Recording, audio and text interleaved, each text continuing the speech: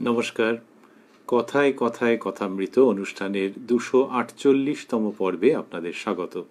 আপনারা এই অনুষ্ঠান দেখছেন প্রাণারাম ইউটিউব চ্যানেলে, যেখানে সপ্তাহে 6 দিন সোম থেকে শনিবার সম্প্রচারিত হয় এই কথায় কথায় কথামৃত অনুষ্ঠানটি, যার শুরুর সময় রাত্রি 9টা। শ্রী শ্রী রামকৃষ্ণ কথামৃততে আমরা ছিলাম আগের দিন এবং আজকেও সানন্দে অবস্থান করব 30শে জুন 1884 প্রসঙ্গে। শ্রীরামকৃষ্ণ দক্ষিণেশ্বরে তার নিজের ঘরে উপবিষ্ট ছিলেন, ধর্ম প্রসঙ্গ করছিলেন। উপস্থিত ছিলেন সেখানে শশধর পণ্ডিত মহাশয়, যিনি শ্রীরামকৃষ্ণকে দর্শন করতে ও তাঁর অমীয় বাণী শ্রবণ করতে দক্ষিণেশ্বরে উপস্থিত হয়েছেন। তার আগে শ্রীরামকৃষ্ণ কলকাতায় ঈশান মুখোপাধ্যায়, ভক্ত ঈশান মুখোপাধ্যায় মহাশয়ের বাড়িতে যখন গিয়েছিলেন, তখন শশধর পণ্ডিতকে দেখবার জন্য তার ওখানে কলেজ স্ট্রিটের বাড়িতে গিয়েছিলেন শ্রীরামকৃষ্ণ। আর আজকের দিনে আমরা দেখছি এই 30শে জুন যে শশধর পণ্ডিত মশাই নিজে দক্ষিণেশ্বরে উপস্থিত হয়েছেন ঠাকুর শ্রীরামকৃষ্ণকে দর্শন করতে ও তাঁর অমীয় বাণী শ্রবণ করতে। সেই প্রসঙ্গের মধ্যে আমরা যেখানটিতে ছিলাম তার পরের অংশে আজকে প্রবেশ করব শ্রী শ্রী রামকৃষ্ণ কথামৃততে, যার সূচনায় কথামৃতকার শ্রীযুক্ত মহেন্দ্রনাথ গুপ্ত বা শ্রীম বা মাস্টার মহাশয় উদ্ধৃত করছেন, তব কথামৃতং তপ্ত জীবনং কবিভিরীৃতং কল্মষাপহং শ্রবণমঙ্গলং শ্রীমদাততং ভুবি গৃণন্তি ইয়ে ভূরিদা জনাঃ। শ্রীরামকৃষ্ণ বলছেন, কেশব সেনকে বললাম যে আমি ত্যাগ না করলে হবে না। সে বললে, তাহলে মহাশয় দল টল থাকে না। তখন আমি বললাম, কাঁচা আমি বজ্জাত আমি ত্যাগ করতে বলছি, কিন্তু পাকা আমি, বালকের আমি, ঈশ্বরের দাস আমি, বিদ্যার আমি, এতে দোষ নাই।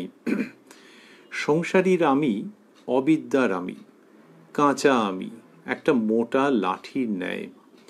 সচ্চিদানন্দ সাগরের জল ওই লাঠি যেন 2 ভাগ করছে। কিন্তু ঈশ্বরের দাস আমি, বালকের আমি, বিদ্যার আমি, জলের উপর রেখার ন্যায়। জল এক, বেশ দেখা যাচ্ছে, শুধু মাঝখানে একটি রেখা, যেন 2 ভাগ জল। বস্তুত এক জল দেখা যাচ্ছে। শ্রীরামকৃষ্ণ এটি যখন বলছেন, তখন কেশব সেনের প্রসঙ্গ দিয়ে ঢুকছেন তিনি, কিন্তু শিক্ষাটি সকলের জন্য বোঝাই যাচ্ছে। তিনি বললেন যে কেশব সেনকে বললাম যে আমি ত্যাগ না করলে হবে না। সে বললে, তাহলে মহাশয় দলটল থাকে না। ওই যে আমি অর্থাৎ অহংকার, এটি ত্যাগ করবার কথা শ্রীরামকৃষ্ণ বলছেন। তিনি যে আমিত্ব ত্যাগ করবার কথা বলেছেন, সেটি ওই যে স্থূল আমি, যে সারাক্ষণই আমি আমি আমি করতে থাকে, সেই আমি তো বটেই।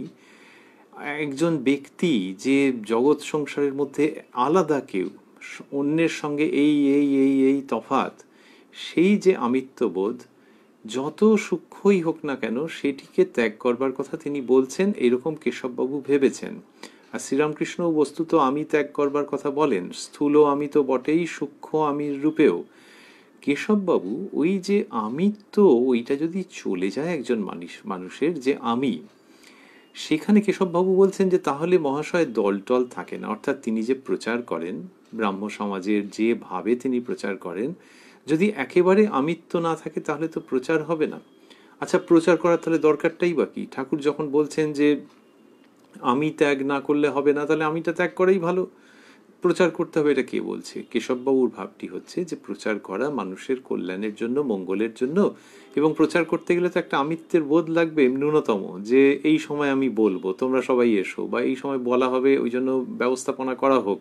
তাহলে একটা ন্যূনতম আমি তো লাগবে। সেই আমিত্ব বোধটাও যদি তিনি ছেড়ে দেন তার সাধনের জন্য, তার আধ্যাত্মিক উন্নতির জন্য, তাহলে আর তো ওই প্রচার হবে না। তা সেইখানেই বলছেন যে দল টল থাকে না।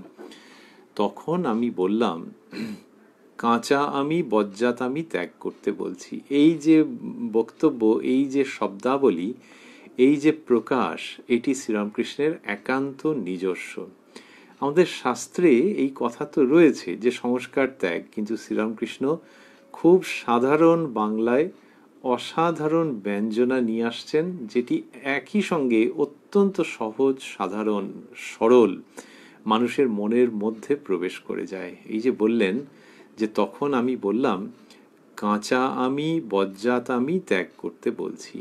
তাই এইটি এই যে কাঁচা আমি বজ্জাত আমি এটার কথা বলছেন। আমরা রয়েছি 30শে জুন 1884 প্রসঙ্গে দক্ষিণেশ্বরের ঠাকুর শ্রীরামকৃষ্ণের ঘরে। তিনি অন্যত্র বলেছেন যে এই কাঁচা আমি বজ্জাত আমি এটার স্বরূপটা কীরকম। তো এটার স্বরূপ হচ্ছে ওই যে যেখানে কিনা ওই যে আমরা বলছিলাম যে স্থূল যে আমিত্বের বোধ, সেই আমিত্বের বোধ যে যেখানে শ্রীরামকৃষ্ণ বলছেন যে কেউ টাকা চুরি করেছে, তখন সেই চোরকে ধরে কেউ মারলো, সেই চোরকে ধরে মারলো, তারপরেও তার রাগ গেল না, তারপর তাকে ম্যাদ খাটালো, মানে পুলিশের হাতে দিয়ে দিল, দিয়ে তাকে জেলে পুরে দিল, ম্যাদ খাটালো, আর বলে যে জানে না আমার টাকা চুরি করেছে। তো তিনি বলছেন এটা কাঁচা আমি। যদি কেউ ভাবেন যে কেন চোরকে তো মেরেছে, পুলিশের হাতে দিয়ে দিয়েছে, সবই তো ঠিক আছে, শ্রীরামকৃষ্ণ দেখাচ্ছেন যে মেরেছো তো তুমি, এখনকার ভাষায় বলতে গেলে আইন তো বাবা নিজের হাতে তুলে নিয়েছো, তারপর আবার পুলিশকে ডাকতে হলো, তাহলে পুলিশকেই যদি ডাকবে তাহলে মারলে কেন? এক।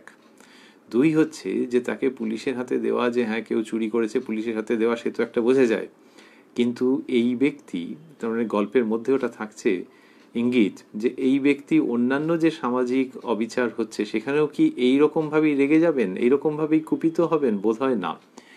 ইনি ওই নিজের ওপরে হয়েছে বলে তা শ্রীরামকৃষ্ণ ওই গল্পের মধ্যে তো বলছেন যে সে বলছে যে জানে না কার টাকা চুরি করেছে, তার মানে টাকা চুরির যে অনৈতিক কাজ সে তো একটা হলো, কিন্তু এখানে আমার এত দূর আস্পর্ধা। তো শ্রীরামকৃষ্ণ বলছেন এইটি হচ্ছে কাঁচা আমি বজ্জাত আমি।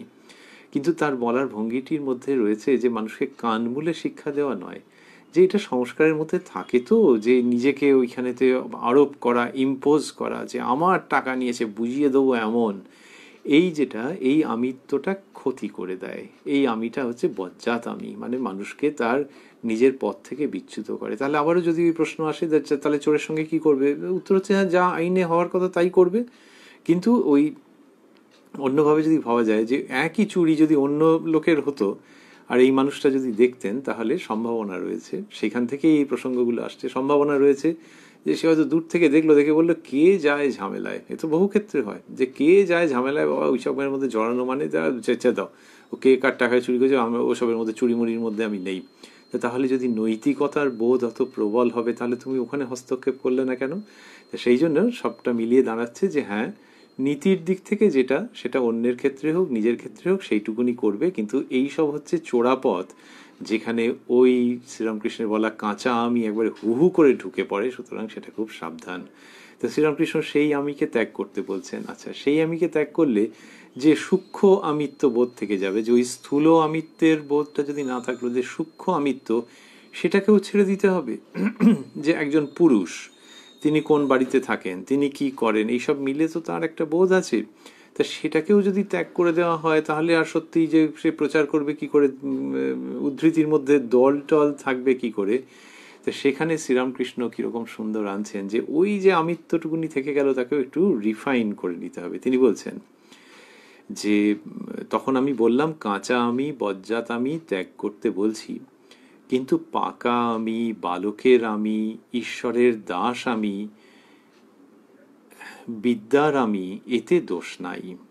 তাহলে ওই যে বাকি যেটুকুনি রইল সেটাকে কীরকমভাবে রূপান্তরিত করতে হবে, সেটা হচ্ছে পাকা আমি। তাহলে পাকা আমিটা কীরকম না, ওই বালকের আমি। তাহলে পাকা আমি দুরকমভাবে হতে পারে। একটি হচ্ছে যে সে বিচার করে করে দেখেছে যে ওই যে বাকি যে আমিত্বটুকুনি থাকছে সেটা ওই বাচ্চা ছেলের মতো একটা ভাব, যে একটা হচ্ছে যে বিচার করে করে সে দেখছে যে ঈশ্বরই সব কিছু করছেন, তারপরেও এই লোকটা যখন এক গ্লাস জলও তো তাকে গড়িয়ে খেতে হতে পারে, তাহলে এক গ্লাস জলও যখন সে গড়িয়ে খাচ্ছে তখন কিন্তু জানছে যে ওই আগের যে আমিত্বের বোধটা থাকতো এখন সেটা নেই, এখন জানছে ঈশ্বরের ইচ্ছেতেই বেঁচে থাকা, ঈশ্বরের ইচ্ছেতেই সমস্ত কিছু কাজ হচ্ছে, এই বোধটা তার কাজ করছে। এবং এই বোধটা যখন কাজ করছে তখন যে আমিত্বটুকু, কাউকে হয়তো বললে যে আমি যে একটু আগে তোমায় বলেছিলাম এই কাজটা করতে এখনো করলে না, এই যে আমিত্বটুকু ওইটুকুনি ঈশ্বরের অধীনে থেকে তার ওই ভাবটা হচ্ছে, সেইটা হলো যে ওই পাকা আমি এইরকমভাবে হতে পারে যখন সে নিজেকে ওই ঈশ্বরের দাস বলে ভাবছে। আর কি আর হচ্ছে যে সে যদি ওইটা বিচারও করতে থাকে যে এই যে আমিত্বটুকু কোথার থেকে আসছে, এটা তাঁরই দেওয়া একটা ভাব, সেরকম হলে পাকা আমি তৈরি হয়ে যায়। তা বললেন যে তখন আমি বললাম, কাঁচা আমি বজ্জাত আমি ত্যাগ করতে বলছি, কিন্তু পাকা আমি, বালকের আমি, ঈশ্বরের দাস আমি, বিদ্যার আমি, এতে দোষ নাই। এই যে দ্বিতীয় যে পথটি আমরা বলছিলাম যে বিচার করে, সেইখানে পথটা কিরকম ভক্তিতে। ভক্তিতে কি হচ্ছে, শ্রীরামকৃষ্ণ এটি শেখাচ্ছেন। তাই ভক্তিতে হচ্ছে যে যখন সে দেখছে যে ওই আমিত্বটুকুনি একেবারে যাচ্ছে না কোনোভাবে, একটা আমিত্বের বোধ থেকেই যাচ্ছে, তখন নিজের মনের ওপরে আরোপ করা। কোনটি আরোপ করা? ওই তিনি শেখাচ্ছেন, বালক ঈশ্বরের দাস আমি, বিদ্যার আমি। এই ঈশ্বরের দাস আমির মধ্যে সমস্ত ইঙ্গিতটা রয়েছে, যে যিনি কিনা ভাবছেন যে আমি তোটা কি, এই আমার সবচেয়ে বড় পরিচয়টা কি।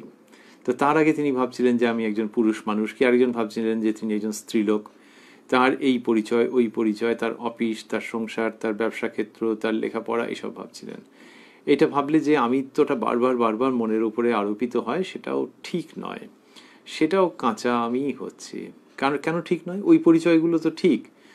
এখন হচ্ছে যে ওই পরিচয়গুলো লোকে ভাবে কেন, সাধারণত যেটার জন্য ভাবে সেটা হচ্ছে যে ওখান থেকে একটা আনন্দ সে বার করবার চেষ্টা করে, যে আমি অনেকের থেকে ভালো, আমি অনেকের থেকে ভালো, আমি এই পয়েন্টে ভালো, অমুক এই পয়েন্টে খারাপ, আমার থেকে পিছিয়ে আছে, এই কাজটা আমি পারি, ও পারে না, আমাকে সবাই সুখ্যাতি করে, ওর করে, এইরকমভাবে এটা আসতে থাকে। তো সেই আমিত্বটা থাকলে মানুষের ঈশ্বরের প্রতি যে সমর্পণের ভাব, সেটা আসতে চায় না।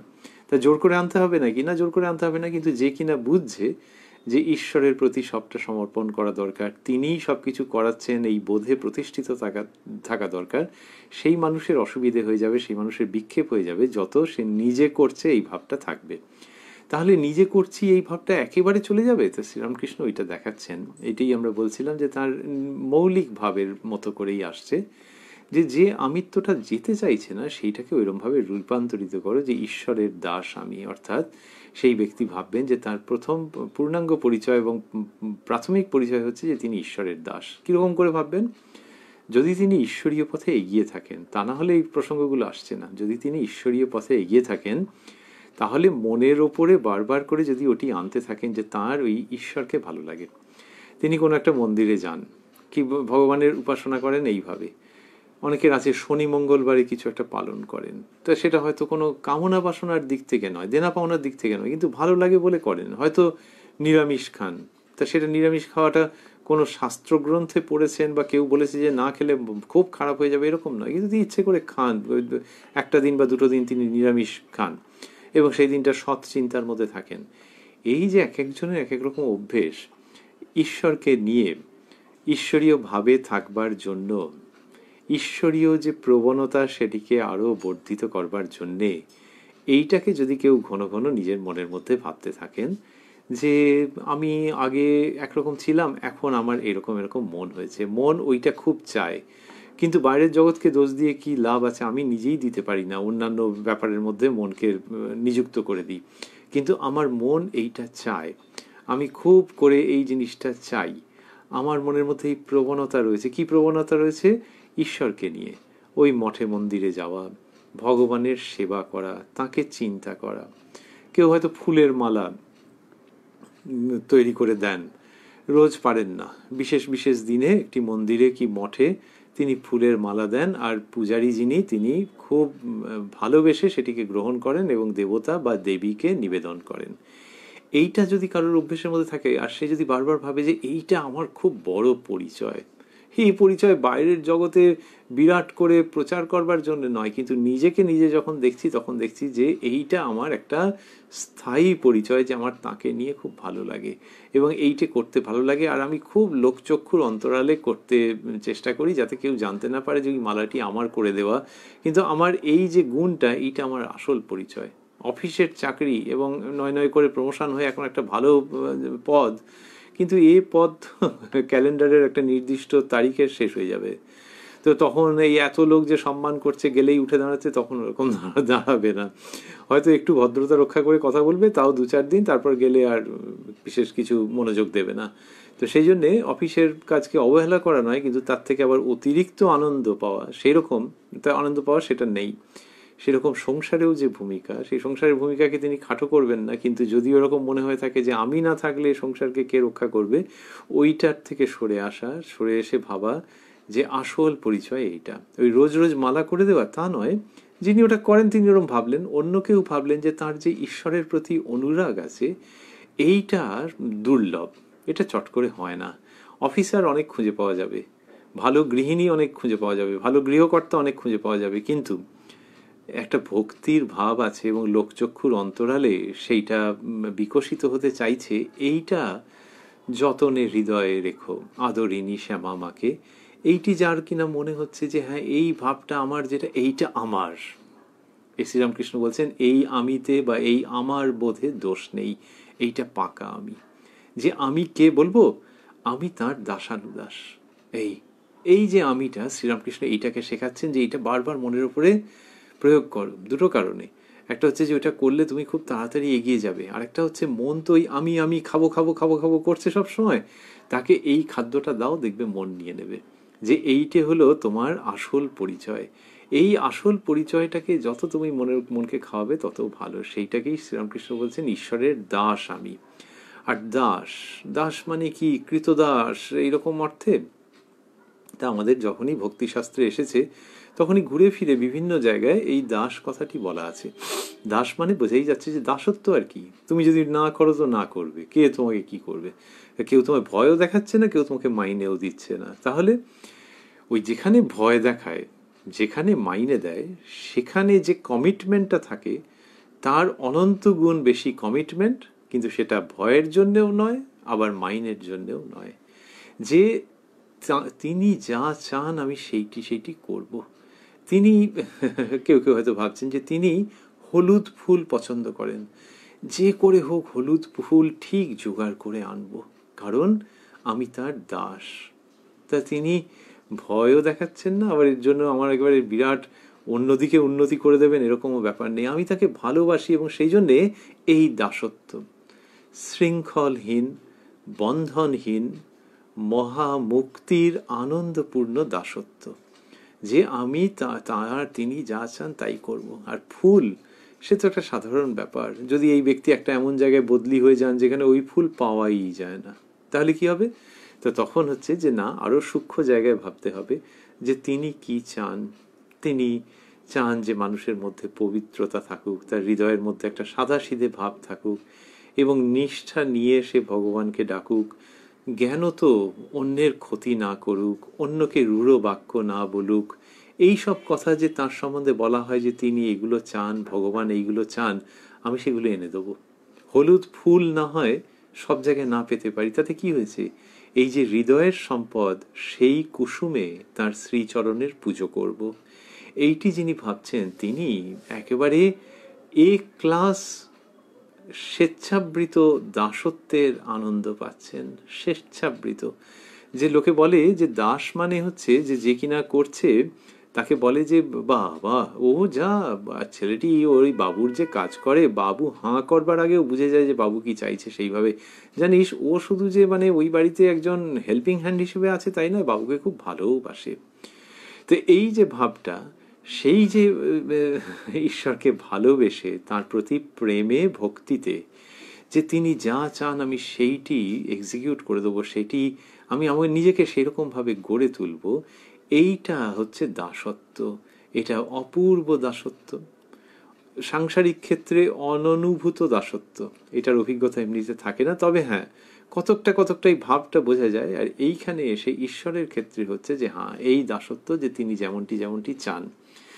লোকে বলে যে দাসত্ব করলে কেমন ধারা হয়ে যায়, যে ধুর অমুক সম্প্রদায়ের দাসত্ব করছে, অমুক মতবাদের দাসত্ব করছে, নিজে বুঝছে যে ঠিক নয়, একদিন ভালো করে বুঝিয়ে বললাম, কিন্তু তারপর ও কী করবো, চোখ খুলছে না, ওর দাসত্ব করছে তো ওই ভাবটার। ঈশ্বরের দাসত্ব করলে মানুষ ঠিক মানুষ হয়ে ওঠে, তার ভেতরের সদ্গুণের বিকাশ হয়, এবং তখন লোকে দেখে অবাক হয়ে যায়, কেউ কেউ বলে যে উনি মানুষ নন গো, উনি দেবতা।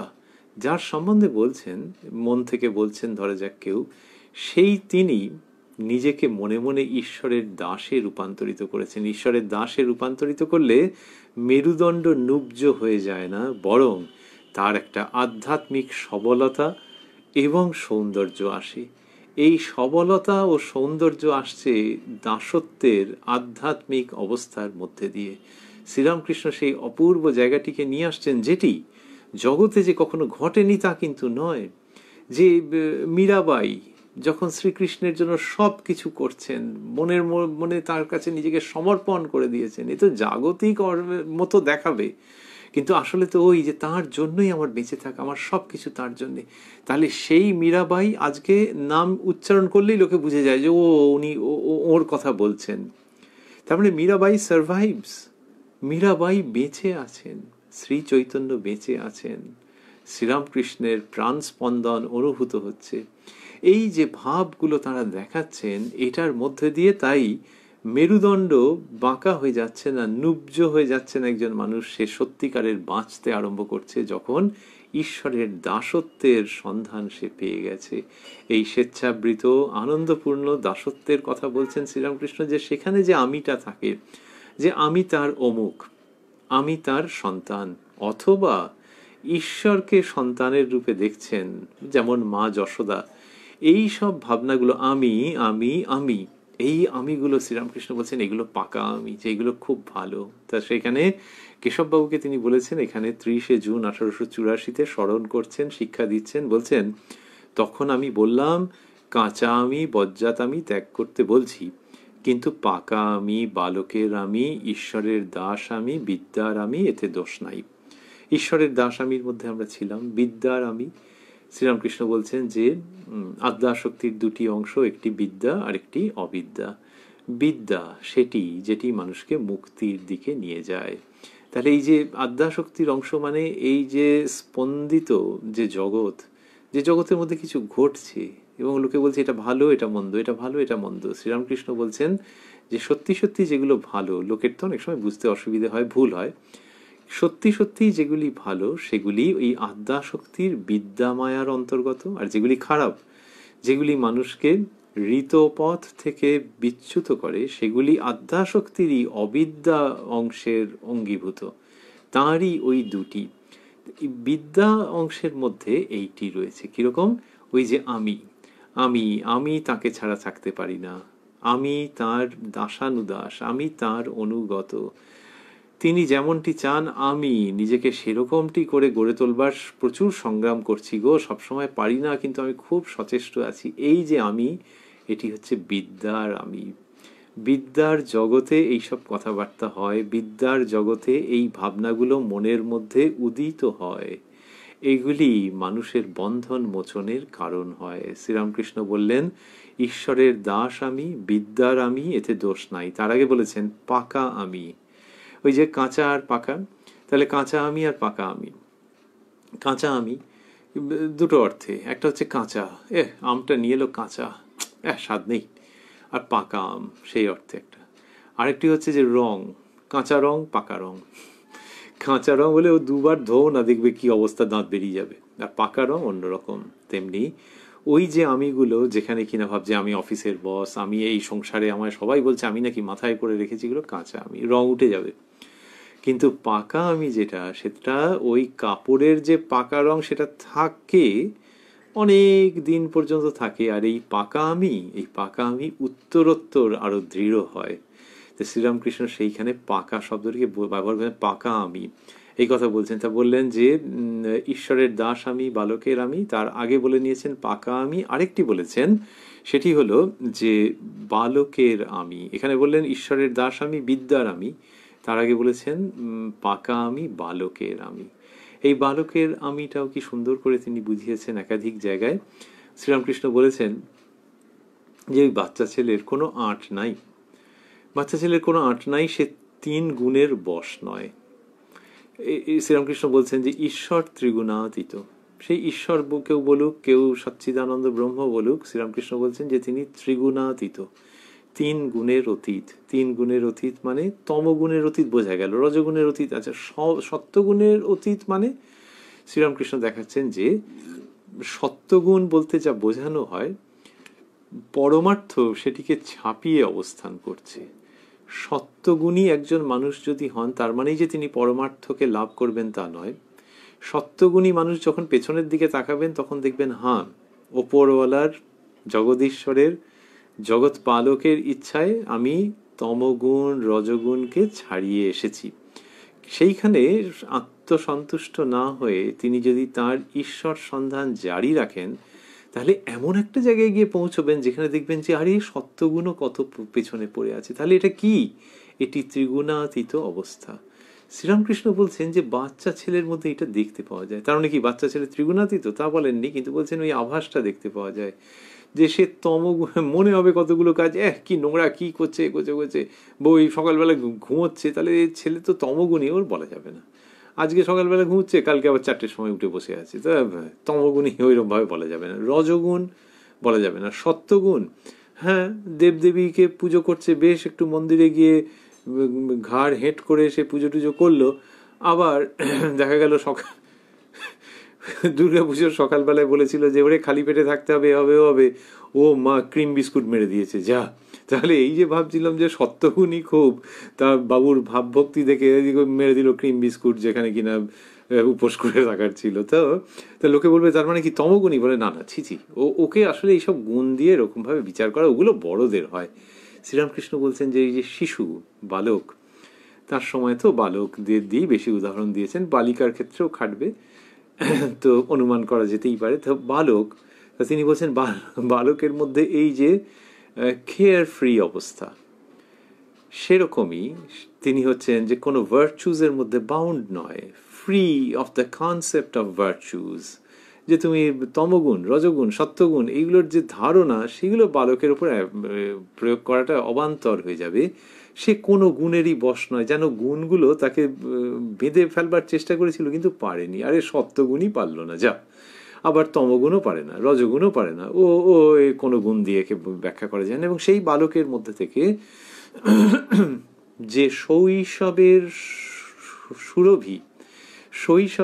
সুরভি যেভাবে উত্থিত হয়, ত্রিগুণাতীত অবস্থায় সেটি উত্থিত হয়। এই বালকের হচ্ছে উদাহরণ, যে ওই যার জন্য বুড়ো মানুষ হয়তো কিন্তু বাচ্চাদের মতো একেবারে মানুষ লোকে দেখতে পায়। ওই বাচ্চাদের মতো দেখতে পাচ্ছে মানে বাচ্চার থেকে কম না বেশি? উত্তর হচ্ছে বাচ্চার থেকে বেশি। তো বাচ্চার থেকে বেশি কেন? বাচ্চারও তো বলা হলো যে ত্রিগুণাতীত মতো, কিন্তু ওর ভেতরে বীজ আকারে ওগুলো থাকে, সংস্কারগুলো। বয়স বাড়বার সঙ্গে সঙ্গে দুর্ভাগ্যবশত হয়তো তার মধ্যে থেকে ওগুলো দেখতে পাওয়া যায় যে কোনো একটা গুণের দিকে বেশি তার প্রবণতা রয়েছে, ইনক্লিনেশন রয়েছে। তো সেটা বাচ্চার মধ্যে বীজাকারে রয়েছে। আর এই যার কিনা বৃদ্ধ মানুষ আর এই বাচ্চাদের মতো, এর আর বীজাকারে নেই, সেই বীজগুলো নষ্ট হয়ে গেছে, তিনি নিজে সেগুলোকে অপনয়ন করে দিয়েছেন। বলা হয় বীজগুলি দগ্ধ হয়ে গেছে। এরটা হচ্ছে যথার্থ ত্রিগুণাতীত অবস্থা। এই যে ত্রিগুণাতীত অবস্থা, তখন যে তিনি যেগুলো করেন সেইগুলো হচ্ছে যে তখন যে আমিগুলো বলেন, সেগুলো আবারও coming back to the child, the guideless child. তো ওই বাচ্চাদের মতো হয়। বাচ্চা ছেলে যেমন বলে, শ্রীরামকৃষ্ণ বলছেন যে এই কাপড়টা আমার, দেবো না আমি। তখনকার দিনে কাপড়, এখন হচ্ছে যে জামা কি প্যান্ট, এটা আমার, দেবো না, আঁকড়ে রয়েছে। তারপর একটা সাধারণ কেউ একটা কিছু দিল, একটা পাউডারের কৌটো একটু তোবড়ানোর মতো, খুব খুশি, তখন এটাকে ফেলে ওটা নিয়ে নিল। এই যে তার আগে বলছিল আমি দেবো না, আমি দেবো না, তারপরে ওইটাকে নিয়ে ছুটলো, এবং ওটা যখন দেখলো, ওটাতে যখন নজর পড়েছে, তখন যদি তুমি না দাও, সে ধুন্ধুমার করবে, বলবে ওটা আমার চাই। তাহলে এই যে আমার আমার করছে যেটা, এটা ওই বালকের আমি, বিদ্যার আমি। তাহলে বালক এবং তার ভেতরের সংস্কার যদি দগ্ধ হয়ে গিয়ে থাকে, তাহলে যেটা হয় সেটাই হচ্ছে ত্রিগুণাতীত মহাপুরুষ। তো তার কি হচ্ছে যে ওই আমির বোধটা নেই, এবং আমি করছেন বটে ওই বাচ্চাদের মতো। এবং এই ত্রিগুণাতীত যে ব্যক্তি, তার সঙ্গ করলেই বোঝা যাবে যে এই আমিত্বটা একেবারে যেন বাচ্চাদের মতো, বাচ্চাদেরও বিট করে দেবেন ইনি, এর ভেতরটা এমনই নির্মল আছে। তো শ্রীরামকৃষ্ণ বললেন যে তিনি কেশববাবুকে বলেছিলেন, সেই শিক্ষার প্রসঙ্গেই এইগুলি আসছে। তিনি বললেন যে তখন আমি বললাম কাঁচা আমি বজ্জাত আমি ত্যাগ করতে বলছি, কিন্তু পাকা আমি বালকের আমি, কিন্তু পাকা আমি বালকের আমি, ঈশ্বরের দাস আমি, বিদ্যার আমি, এতে দোষ নাই। সংসারীর আমি অবিদ্যার আমি, কাঁচা আমি, একটা মোটা লাঠির ন্যায়। মোটা লাঠি মানে দুর্ভাগ্যজনক, এরকমভাবে শ্রীরামকৃষ্ণ বলছেন যে সংসারীর আমি অবিদ্যার আমি, কাঁচা আমি, একটা মোটা লাঠির ন্যায়। মোটা লাঠির ন্যায় কি জন্য বলছেন? সচ্চিদানন্দ সাগরের জল ওই লাঠি যেন দুই ভাগ করছে। তাহলে সচ্চিদানন্দ সাগর ভাবতেই কি সুন্দর, যে সাগর, নিস্তরঙ্গ জলরাশি, কি সুন্দর। দেখো তার মধ্যে একটা বাঁশ কি কিছু একটা মোটা লাঠি পড়ে আছে, এবং লাঠির এদিকটা লাঠির ওদিক, কে ফেললো বলো তো লাঠিটা? লাঠির এদিকটা ওদিকটা এরকমভাবে দেখতে পাওয়া যাচ্ছে, অড লাগছে, কিরকম বোকা বোকা বিরক্তিকর লাগছে। এইটা শ্রীরামকৃষ্ণ বলছেন যে ওই বজ্জাত আমি যেই চলে আসে তখনই সচ্চিদানন্দ সাগরের মধ্যে ওইটা হয়। কিরকম? এই ব্যক্তির ভিতরে বাহিরে ওই সচ্চিদানন্দ সাগর। আমাদের শাস্ত্রে বলা হয়েছে অন্তরে যিনি তিনি আত্মা, বাইরে নিখিল বিশ্ব চরাচর প্রকৃতিতে যিনি তিনি ব্রহ্ম। এই আত্মা এবং ব্রহ্ম একই। তাহলে দুটো নাম ব্যবহার করছো কেন? নাম ব্যবহার হচ্ছে যে যখন সেই ব্যক্তির সেই একত্ব অনুভব হচ্ছে না, তখন সে ভেতরে একরকম বাইরে একরকম ভাবছে, সেই জন্য দুটো নাম, কিন্তু আসলে একই। এইবার এই আত্মা আর ব্রহ্ম এর মধ্যে যে ব্যবধানটা, প্রথমে যেটা ব্যবধান বলে মনে হচ্ছিল, এটা কতদিন থাকে, কেন থাকে? তার উত্তর হচ্ছে অহংয়ের জন্য থাকে। ততদিনই থাকে যতদিন না অহংয়ের নাশ হয়। তাহলে এই যে যেটা এবার এই অহং মানে যখন সে ভাবছে আমি করছি আমি করছি, ওই যে শ্রীরামকৃষ্ণ বলছেন যে কাঁচা আমি বজ্জাত আমি, ওটা যেই থাকবে তখন ভেতরের সত্তার যেটুকুনি অনুভব হবে বাইরের সঙ্গে ওটা মিলতে চাইবে না। তার ফলে কি হয়, মানুষজন নানান রকম করে। হয়তো ঠাকুর ঘরে যখন সে যাচ্ছে, সেখানে গিয়ে শান্ত মনে হয়তো 5 মিনিট 10 মিনিট সে থাকছে। কারুর ঠাকুর ঘর রয়েছে যেখানে কিনা তিনি গিয়ে ঈশ্বরীয় প্রসঙ্গের মধ্যে থাকেন, ঈশ্বরকে স্মরণ করেন ইত্যাদি করেন। তো সেই যে ঠাকুর ঘর তিনি তার মধ্যে রয়েছেন, এইবার কি হচ্ছে যে সেখানটাতে বেশ মানুষটি ভালো, ওমা বাইরে দেখো, বাইরে ভয়ঙ্কর রূঢ় প্রকৃতির লোক। তার এই যে রূঢ় প্রকৃতির লোক কি মানে লোকের সঙ্গে খারাপ ব্যবহার করে, তা এটা যেন জানা আছে। আবার কেউ বললো যে জানো ও কিন্তু সন্ধেবেলায় ওই ওখান থেকে কর্মস্থল থেকে ফিরে বেশ কিছুক্ষণ সব পুজো আচ্চা করে, বলে রাখো তোমার পুজো আচ্চা। বাপ রে বাপ, বাইরে যা বলে না, লোকের চোখে জল এসে যায়। অফিসে গিয়ে ওকে একবার দেখো। এটা হচ্ছে ওই ভেতর আর বাইরের মধ্যে ব্যবধান, একটা মোটা লাঠি পড়ে আছে, সেটা হচ্ছে অহংয়ের লাঠি। আনফর্চুনেট। এই অহংয়ের লাঠিটা যেই থাকবে তখনই হচ্ছে কি যে ঠাকুর ঘরের ভেতরের ব্যক্তি এবং বাইরের ব্যক্তির মধ্যে তফাৎ হতে আরম্ভ করবে।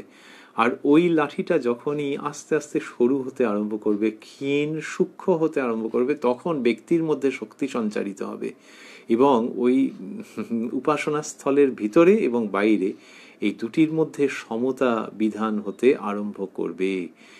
মানুষ এখানে যেরকম শান্ত, বাইরের জগতেও তিনি ওই রকম শান্ত হতে আরম্ভ করবেন এবং মানুষের মনে শান্তি প্রদান করতে আরম্ভ করবেন। এটি ওই বাড়ির অভ্যন্তরে, ঠাকুরঘরের অভ্যন্তরে এবং বাইরে এক্ষেত্রে যেমন সত্য, তেমনি হৃদয়ের অভ্যন্তরে যাকে দর্শন করছেন বাইরেও তাকেই প্রাপ্ত হচ্ছেন, ব্রহ্ম এবং আত্মার একত্ব অনুভব করতে আরম্ভ করছেন। এইসব হচ্ছে মানেই হলো যে ওই পাকা লাঠি চলে যাচ্ছে গো, গিয়ে ক্রমশ সূক্ষ্ম হয়ে যাচ্ছে। শ্রীরামকৃষ্ণ বলছেন সংসারীর আমি অবিদ্যার আমি, কাঁচা আমি, একটা মোটা লাঠির ন্যায়। এগুলো সব সমার্থক প্রকাশ।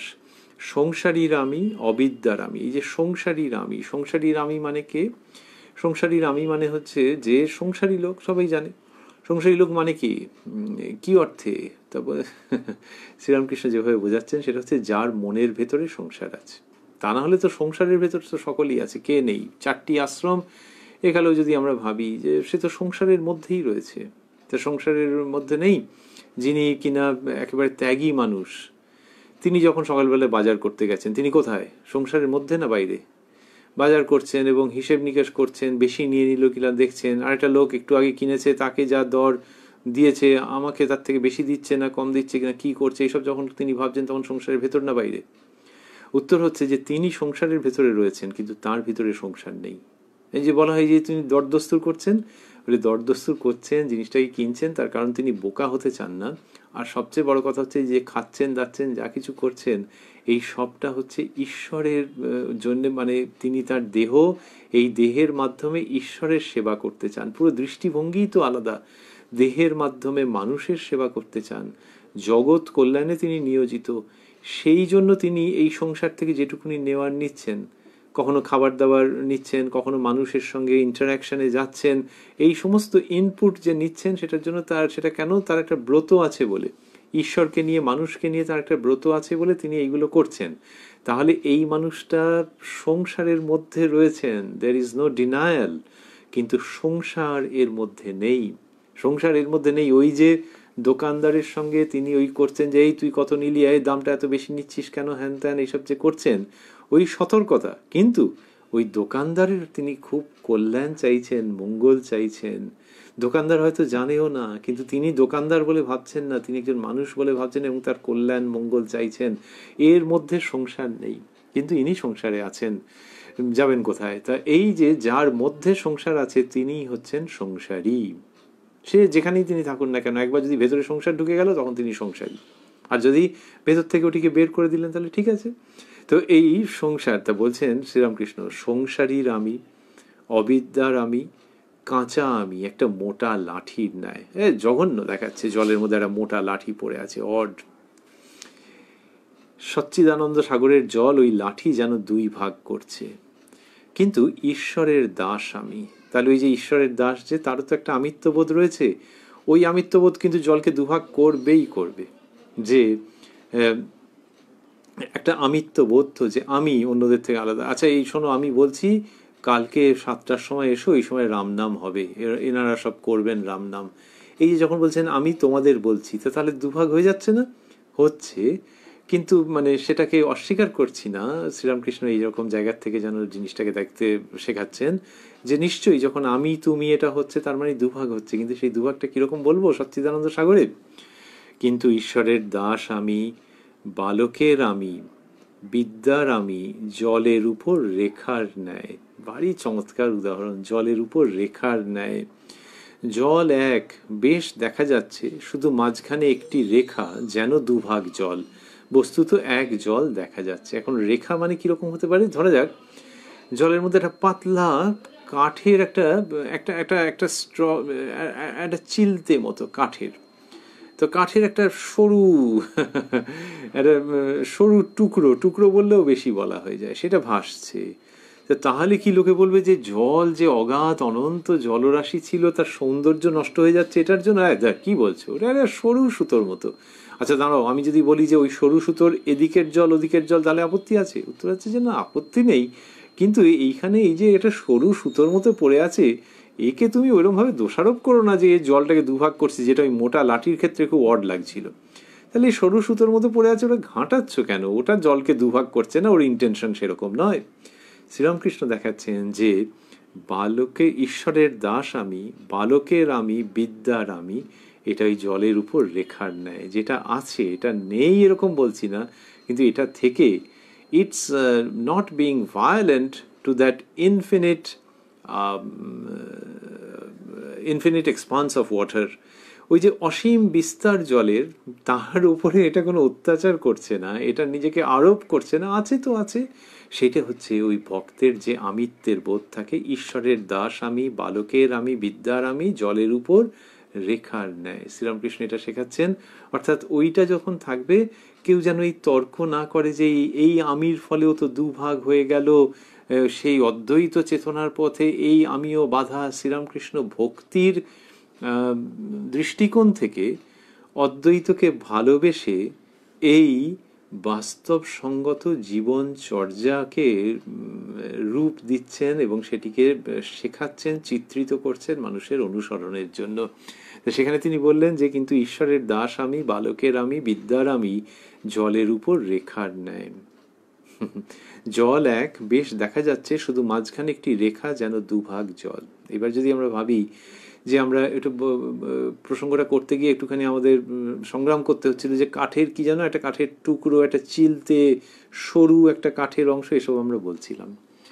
আর শ্রীরামকৃষ্ণ যা বলছেন সে তো আরো সূক্ষ্ম, বলেন একটা রেখার ন্যায়, যেন নখ দিয়ে কেউ একটা আঁচড় কেটে দিয়েছে, ওকেই তো বলে রেখা। বলে এই মোবাইলের উপর একটা কিরকম স্ক্র্যাচ পড়েছে না? একজন বললো কই, না তো না তো না তো। তারপর দেখে টেকে বললো হ্যাঁ, একটা সরু, একেবারে সরু সুতোর মতো, চুলের মতো একটা স্ক্র্যাচ পড়েছে।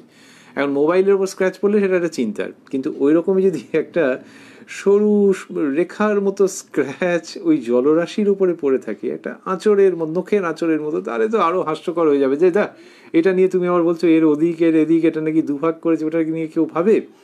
শ্রীরামকৃষ্ণ যখন রেখা শব্দটি ব্যবহার করছেন তখন ঠিক কবির মতো তিনি বাস্তবকে ছুঁয়ে ছুঁয়ে এমন একটা জগৎকে রচনা করছেন যেটা মনে হচ্ছে চেনা চেনা কিন্তু অচেনা, আর সেই জগৎটা বাস্তবের থেকেও বেশি বাস্তব। জলের মধ্যে রেখা আবার কে দেখেছে, কিন্তু সেটাকে তিনি কথায় কথায় রচনা করে দিচ্ছেন, এই কথায় কথায় কথামৃত তিনি বিতরণ করছেন, যেখানে বলছেন যে কিন্তু ঈশ্বরের দাস আমি, বালকের আমি, বিদ্যার আমি, জলের উপর রেখার ন্যায়। এই জলের উপরে রেখা কে টানছেন? টানছেন অবতার বরিষ্ঠ শ্রীরামকৃষ্ণ, কবি শ্রীরামকৃষ্ণ। জলের উপর রেখা, কি অনবদ্য বর্ণনা! এই কোথা থেকে তিনি পেলেন?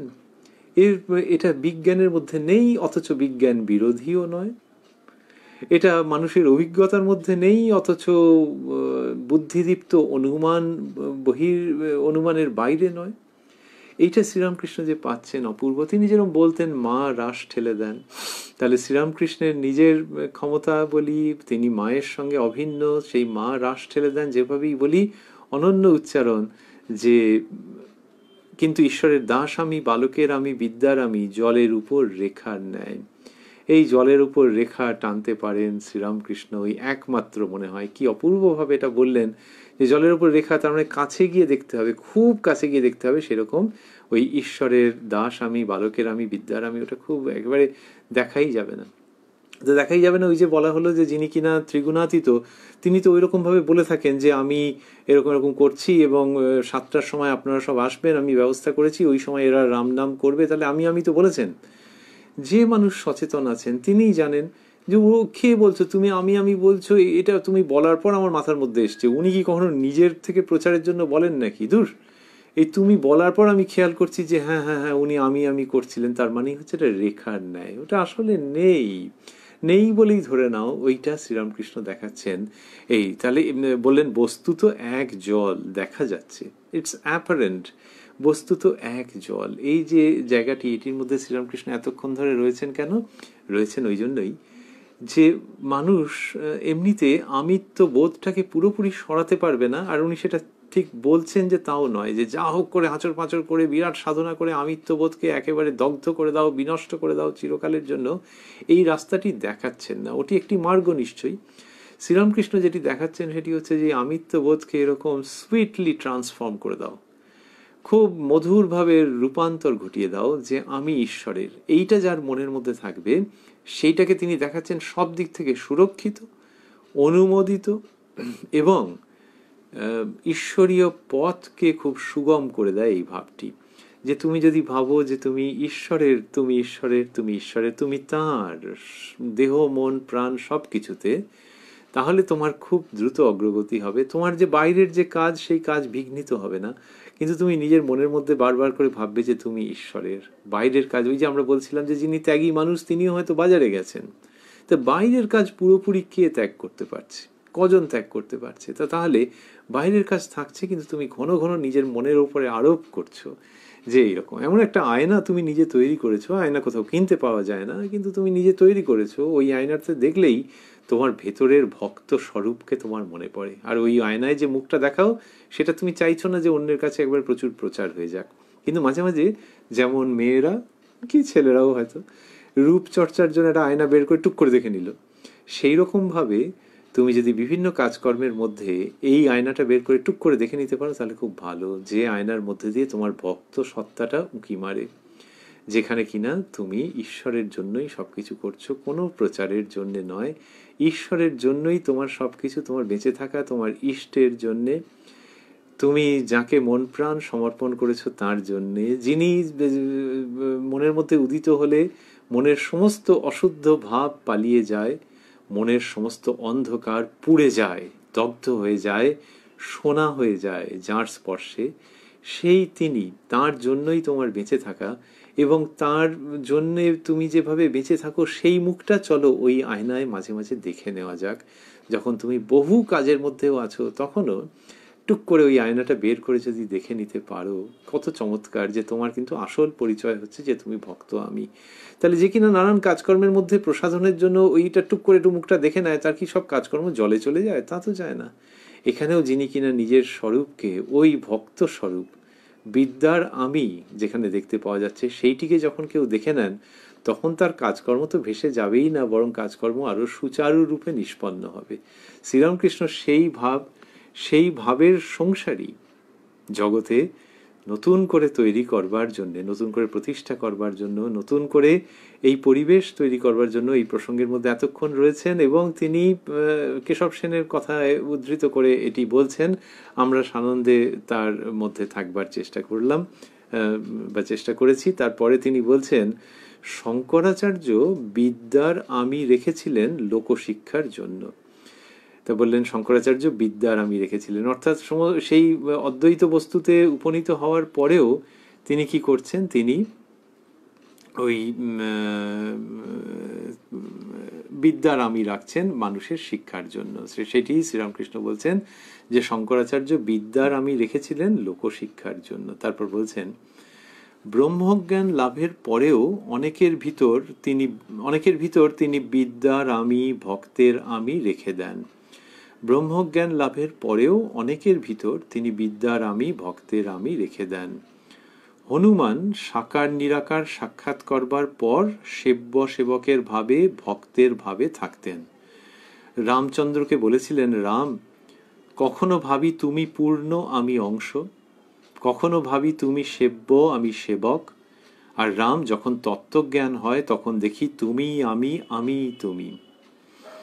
শ্রীরামকৃষ্ণ বললেন কিরকম, যে ব্রহ্মজ্ঞান লাভের পরেও অনেকের ভিতর তিনি বিদ্যার আমি, ভক্তের আমি রেখে দেন। তিনি মানে সেই সত্তা যিনি নিরাকারও বটেন, সাকারও বটেন। তিনি কি করছেন, যে ব্রহ্মজ্ঞান যার হয়ে গেছে তার ব্রহ্মজ্ঞান লাভের পরেও অনেকের ভিতর তিনি বিদ্যার আমি, ভক্তের আমি রেখে দেন। তাহলে তিনি চাইলে রেখে দেন, এবং তিনি বাস্তবিক সেটা করেনও অনেকের ক্ষেত্রে, যে বিদ্যার আমি, ভক্তের আমি। তাহলে ব্রহ্মজ্ঞান লাভের পরেও আছে, কারণ কি, তার মাধ্যমে কিছু কাজ হবে, তার কিছু কাজ হবে। তা সেই জন্য তিনি যেরকম বুঝেছেন বিদ্যার আমি, ভক্তের আমি রেখে দিয়েছেন, সেটা খুব আনন্দের অবস্থান। তারপর শ্রীরামকৃষ্ণ বলছেন যে হনুমান সাকার নিরাকার সাক্ষাৎ করবার পর সেব্য সেবকের ভাবে, ভক্তের ভাবে থাকতেন। হনুমানজির কথা বলছেন, মহাবীর মহাভক্ত হনুমানজি, তার কথা বললেন যে সাকার নিরাকার সাক্ষাৎ করবার পর সেব্য সেবকের ভাবে, ভক্তের ভাবে থাকতেন। এইটাই হচ্ছে যে সাকার নিরাকার সাক্ষাৎকার করবার পর, তার মানে সেই পরম তত্ত্বে উপনীত হওয়ার পর, তারপরে কিরকম হচ্ছে, যে সেব্য সেবকের ভাবে, ভক্তের ভাবে থাকতেন। এইটি হনুমানজির কথাতে বলছেন। তা তারপরে ওই যে তার যে আমিত্বটা রয়েছে, সেখানে এরকম সেব্য সেবকের ভাব বা ভক্তের ভাবে তিনি থাকছেন। এইবার কিরকম হলো, এইটি পড়তে পড়তে শুনতে শুনতেই আমরা আজকের প্রসঙ্গ সমাপন করব। কিরকম হলো, যে হনুমানজির কথায় বলছেন শ্রীরামকৃষ্ণ, যে রামচন্দ্রকে বলেছিলেন, মানে হনুমানজি রামচন্দ্রকে বলেছিলেন, কি বলেছিলেন, শ্রীরামকৃষ্ণ বলছেন, রাম,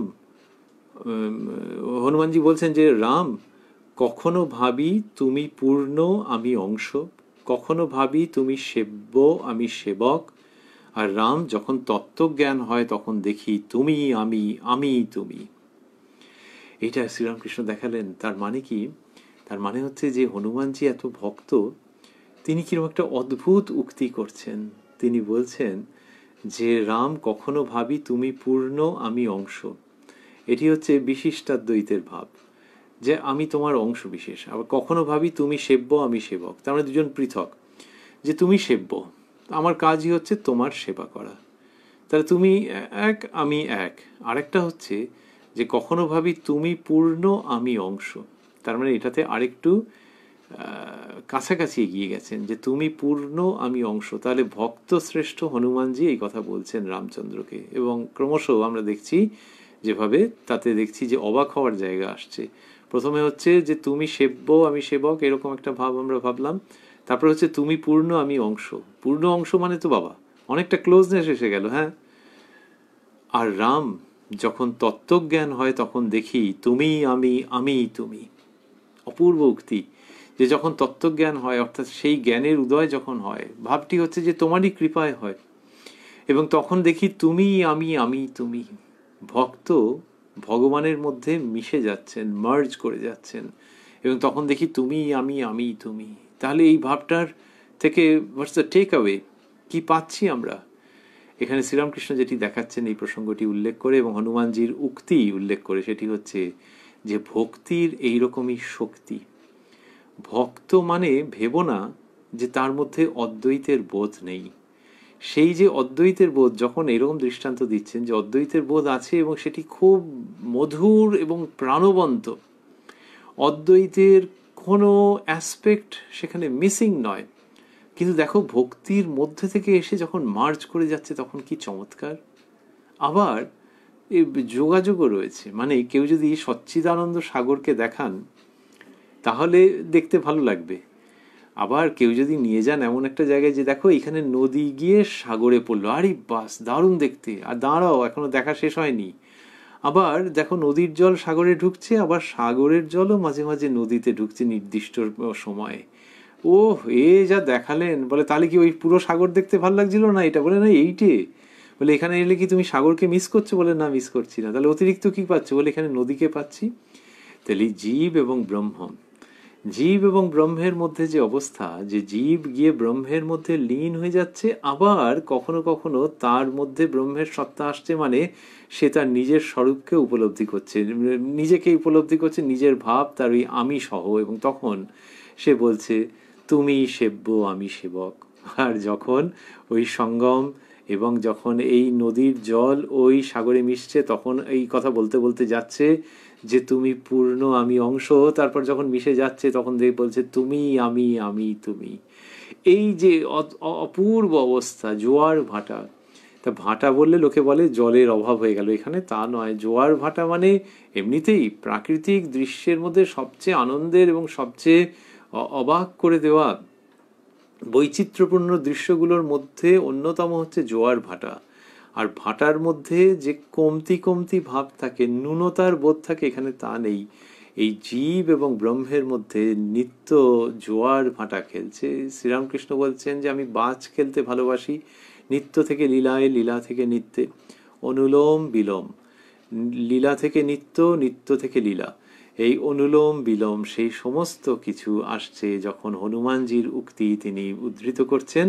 এবং কি বলছেন? তিনি বলছেন যে হনুমানজির এটা হচ্ছে কিরকম, তিনি বলছেন যে রাম, কখনো ভাবি তুমি পূর্ণ আমি অংশ, কখনো ভাবি তুমি সেব্য আমি সেবক, আর রাম যখন তত্ত্বজ্ঞান হয় তখন দেখি তুমি আমি আমি তুমি। এই যে ভাবটি বলছেন এটি কি চমৎকার, যে তার মানে ভক্তির মধ্যে এই শক্তিটি রয়েছে, এই ভাবটি রয়েছে যে ভক্তি মানে বা ভক্তির পথ, ভক্তি মার্গ বলতে কিছু যে নিচে একটা কম্প্রোমাইজড অবস্থা তা নয়, তার মধ্যে এই শক্তি রয়েছে। কিন্তু সেখানে বোঝাই যাচ্ছে যে হনুমানজিকে যদি কেউ বলেন যে তাহলে তুমি আমি আমি তুমি এটা খুব পছন্দের, আপনি কি এখানেই থাকতে চান? তিনি বলবেন না না, আমি ওই রাম সীতাকে হৃদয়ে ধারণ করে সেব্য সেবক ভাব সেটি খুব পছন্দ করি। কিন্তু সেই তিনি বলছেন যে কখনো যখন যখন তত্ত্বজ্ঞান হয় তখন দেখি তুমি আমি আমি তুমি। আর এই যে প্রসঙ্গটি অনবদ্য উল্লেখটি থাকছে, এর মধ্যে আরেকটি জিনিসও সুপ্ত হয়ে আছে। সেটি কি, যে হনুমানজি রামচন্দ্রকে বলছেন এবং তাতে রামচন্দ্র খুব খুশি, মহা আনন্দিত বোঝা যাচ্ছে, কারণ সেই জন্যই তো এই উক্তিটা এসছে, তা বা এটা প্রতিষ্ঠিত প্রচারিত হয়েছে। কিন্তু এমনিতে কি হয় নাকি? এমনিতে অভাবনীয়। কেন? তার কারণ হচ্ছে যে যিনি কিনা বলছেন যে তুমি সেব্য আমি সেবক, ওই যে দাস ভাব যে বলা হচ্ছিল, এমনি জাগতিক অর্থে যদি ভাবা যায় যে দাস ভাব যখন কেউ বলছেন, তখন যদি ভাবা যায় যে তিনি যাঁর দাস, যাঁর দাসত্ব তিনি করছেন, তাকে যদি তিনি বলেন যে আপনিও যা আমিও তাই, তাহলে তো মহা মুশকিলের ব্যাপার হয়ে যাবে। তো সেরকম কেউ বলে নাকি? আর বললে যাকে বলছে তিনি খুশি হবেন না বিপরীতটা হবেন? তা সেইটা শ্রীরামকৃষ্ণ কিন্তু যখন দেখাচ্ছেন, তখন হনুমানজির প্রসঙ্গ যখন থাকছে, তখন এই জাগতিক যে সম্পর্ক সেটা ছুঁয়ে ছুঁয়ে ওই অপূর্ব আধ্যাত্মিক উত্তরণে চলে যাচ্ছে, যে আর রাম যখন তত্ত্বজ্ঞান হয় তখন দেখি তুমি আমি আমি তুমি, এটিতে মনে হয় যে ভগবান রামচন্দ্র স্মিত হাস্য সহকারে তার এই পরম ভক্ত হনুমানজিকে আশীর্বাদ করছেন যে হ্যাঁ সব বুঝতে পেরে গেছি। সেইটা বোঝাই যাচ্ছে এখানে গল্পের মধ্যে যে প্রসন্নতা আছে, যে প্রসাদ গুণ আছে, তার মধ্যে থেকে এটি অনুমান করাই যাবে। তো সেখানে দেখানো হচ্ছে যে তার মানে ভক্তির এই ক্ষমতা, ভক্তির এই সম্ভাবনা, ভক্তির এই শক্তি, যে সেটি অদ্বৈত জ্ঞানে গিয়ে পর্যবসিত হচ্ছে এবং সেখানে রামচন্দ্রের প্রসন্ন হাসি থেকে যাচ্ছে। শ্রীরামকৃষ্ণ বলছেন যে যাঁরই সাকার তাঁরই নিরাকার। তো সেই সচ্চিদানন্দ তিনি রাম রূপে আবির্ভূত হচ্ছেন, অন্য সময় কৃষ্ণ রূপে আবির্ভূত হচ্ছেন এবং তাঁর প্রসন্ন সমর্থন থেকে যাচ্ছে, খুব জোরালো হাইলাইটিং থেকে যাচ্ছে যে হ্যাঁ এরম তো হয় যে প্রথমে সেব্য সেবক অংশ পূর্ণ, তারপরে আমি তুমি, তুমি আমি আমি তুমি এইভাবে সেটি উপনীত হয়, কিন্তু সেখান থেকে আবার সেব্য সেবকে সেটি প্রত্যাবর্তন করে। শ্রীরামকৃষ্ণ এটি দেখাচ্ছেন। এইগুলো পণ্ডিত মশাই, শশধর পণ্ডিত মশাইয়ের কাছে যে বলছেন তার মানে পণ্ডিত মশাই জ্ঞানের চর্চা করতেন, বলেছেন যে লোককে তিনি এইসব শাস্ত্রের কথা শেখাতে চেষ্টা করেন। সেখানে শ্রীরামকৃষ্ণ ওই জ্ঞান পথ আর ভক্তি পথের যা করছেন একে সমন্বয় বলে ধরে রাখা যাবে না। এই নদী এই সমুদ্রকে সমন্বয় রূপ যে চিহ্নিত জায়গা সেইখানের মধ্যে ধরে রাখা যাবে না। দুকুল প্লাবী, দুকুলকে প্লাবিত করে পৃথিবীর জনসাধারণকে সেটি বিমোহিত করছে। তবে হ্যাঁ তার মধ্যে সমন্বয়ের সুরভি রয়েছে, কিন্তু ওই 4-5টি অক্ষরের মধ্যে একে ধরে রাখা যায় না। শ্রীরামকৃষ্ণ সেটি উচ্চারণ করছেন, যেখানে জ্ঞান ভক্তির সমন্বয় দেখাচ্ছেন এবং জ্ঞান ভক্তির সমন্বিত রূপের মধ্যে যে বৈচিত্র্য আসতে পারে সেটিকে কি অপরূপভাবে তিনি চিহ্নিত করছেন। আমরা জোয়ার ভাটার কথা বলছিলাম, তুমি আমি তুমি এই প্রসঙ্গের কথা বলছিলাম। আবার তার আগে আমরা বলেছিলাম যে সচ্চিদানন্দ সাগর একটি রেখা মাত্র। এইরকম সব অপূর্ব চিত্র শ্রীরামকৃষ্ণ আমাদের কাছে নিয়ে আসছেন। আমরা রয়েছি উদ্বোধন কার্যালয়ের প্রকাশিত শ্রী শ্রী রামকৃষ্ণ কথামৃতের 483 পৃষ্ঠায়। শ্রীরামকৃষ্ণের কৃপা সাপেক্ষে আমরা ভাবতেই পারি যে আগামীকাল এই অনুষ্ঠানে আবার মিলিত হব। এই কথায় কথায় কথামৃত অনুষ্ঠানে রাত্রি 9টায় প্রাণারাম ইউটিউব চ্যানেলে। আর আজকে শেষ করতে করতে ভাবছি যে কেশব সেনের কথা বলতে বলতে শ্রীরামকৃষ্ণ যেভাবে করে প্রসঙ্গটিকে অনবদ্য ভঙ্গিতে চিত্রিত করছেন এবং কি অনুপম স্বর্গীয় উচ্চতায় পৌঁছে দিচ্ছেন। ইনি তো নিশ্চয়ই, যেমন মানুষজন ভেবেছেন যে ভগবান স্বয়ং অবতীর্ণ হয়েছেন, তিনি অবতার, তিনি পরম প্রেমিক, তিনি সাধনার সমস্ত খুঁটিনাটি জানেন, ভক্তদের কল্যাণ মঙ্গলের জন্য কতভাবে বুঝিয়ে বলেন। আবার সেই সঙ্গে তিনি পরম জীবন রসিক এবং তিনি জীবন শিল্পী। সেই জন্যেই কথায় কথায় এই রূপচিত্রগুলিকে তিনি ফুটিয়ে তোলেন অনবদ্য স্বাভাবিক অনায়াস দক্ষতায়। সেই অবতার পুরুষ শ্রীরামকৃষ্ণকে, সেই মানব প্রেমী শ্রীরামকৃষ্ণকে, সেই লোকশিক্ষক শ্রীরামকৃষ্ণকে এবং সেই চিরকালের অমলিন মহাশক্তিধর অনাবিল আনন্দপূর্ণ স্বচ্ছন্দ অনায়াস দক্ষ শিল্পী শ্রীরামকৃষ্ণকে আমাদের ভুলুণ্ঠিত প্রণাম। ওং নিরঞ্জনং নিত্যমনন্ত রূপং ভক্তানুকম্পা ধৃত বিগ্রহং বৈ ঈশাবতারং পরমেশমিড্যং তং রামকৃষ্ণং শিরসা নমামঃ।